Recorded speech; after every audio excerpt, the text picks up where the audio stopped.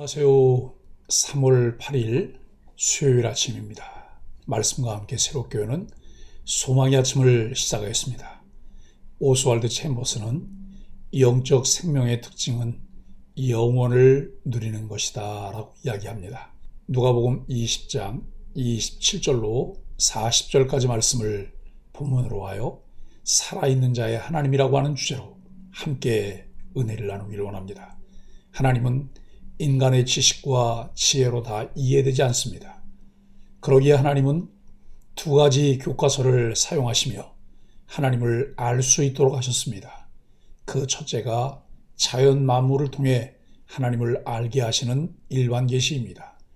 둘째는 자연 만물을 통해 희미하게 알게 된 하나님을 선명하게 할 수 있도록 주신 것이 특별 계시인 성경입니다.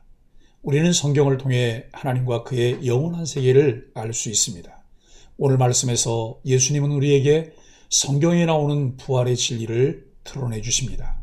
27절로 33절은 지성의 논리에 갇힌 사두개인들을 말합니다.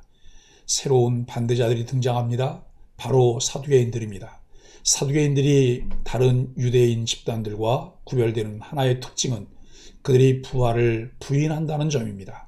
그 이유는 그들이 성경으로 믿는 유일한 책인 모세오경에서 부활의 증거를 발견하지 못했기 때문입니다. 그래서 그들은 부활 논쟁으로 예수님을 공격합니다. 하나님의 말씀을 온전히 믿고 수용하지 않으면 하나님과 하나님의 능력에 대해 오해와 편견을 갖게 됩니다. 우리는 성령 하나님께 진리의 빛으로 어두운 마음을 비추어 성경 말씀과 영적 세계에 대한 바른 진리를 깨닫게 해달라고 기도해야 합니다.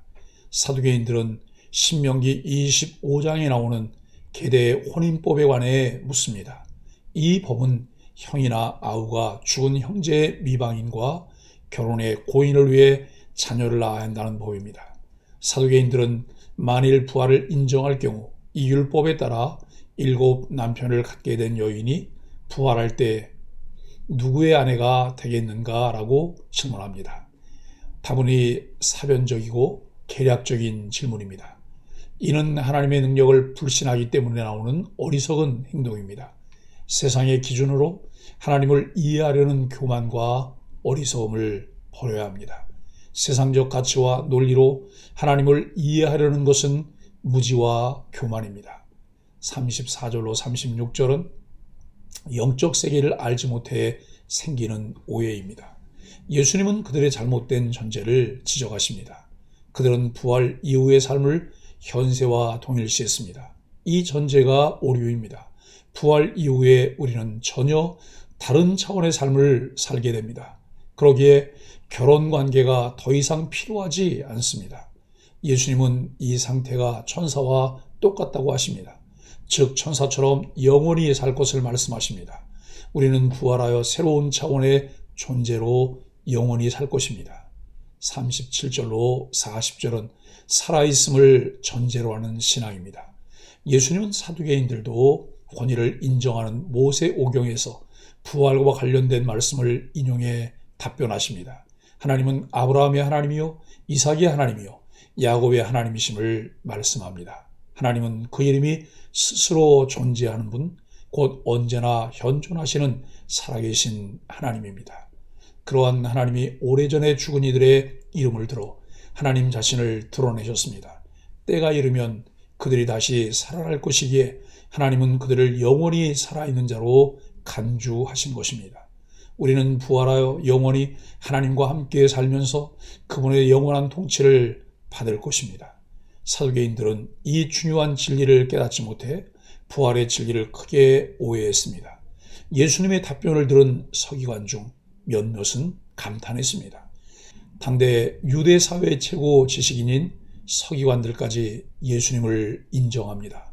그렇게 예수님은 반대자들을 잠잠하게 하셨기에 그들은 아무것도 감히 더 묻지 못합니다. 그들이 상대하기에 예수님의 지혜와 총명이 너무 크고 깊습니다. 사랑하는 소망의 가족 여러분, 오늘 이 놀라운 주님의 지혜와 능력을 찬양하고 널리 전파하십시오. 예수님은 말씀에 계시된 풍성한 진리를 통해 사도회인들의 간교를 물리치시고 아울러 부활의 심오한 진리를 밝히 드러내십니다. 성경에는 영원무궁한 하나님의 진리가 들어있습니다. 육체의 부활은 반드시 있으며 영혼은 소멸되지 않습니다. 부활이 없는 것처럼 영혼과 육체를 악에게 내어주어 인생을 즐기는 죄인은 마침내 영원한 불못에서 육신과 영혼의 고통을 견뎌야 합니다. 반면 부활을 믿고 이 땅에서 영혼과 육신의 성결을 위해 고통을 감내하는 그리스도인은 하나님 나라에서 쉼을 얻고 즐거워합니다. 부활 후의 인간은 하나님의 은혜나 하나님의 진노 둘 중 하나를 경험합니다. 다른 운명은 없습니다.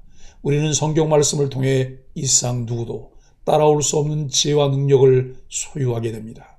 시편 기자가 주의 말씀을 사모했던 것처럼 매일 삶에서 성경을 읽고 듣고 묵상하며 영원한 하나님의 나라를 소망하며 살게 되기를 예수 그리스도 이름으로 간절히 축복합니다. 함께 기도하겠습니다. 주님, 성령 충만함으로 우리의 삶을 채우셔서 말씀의 풍성한 은혜를 제한하고 방해하는 우리의 옹졸한 편견이 부서지게 하여 주옵소서. 주님의 말씀을 그대로 믿고 그 뜻에 순종하는 신앙인이 되게 하여 주옵소서. 비교할 수 없이 귀한 주님과 함께하는 부활의 삶을 소망하게 하여 주옵소서. 예수님의 이름으로 간절히 기도합니다. 아멘.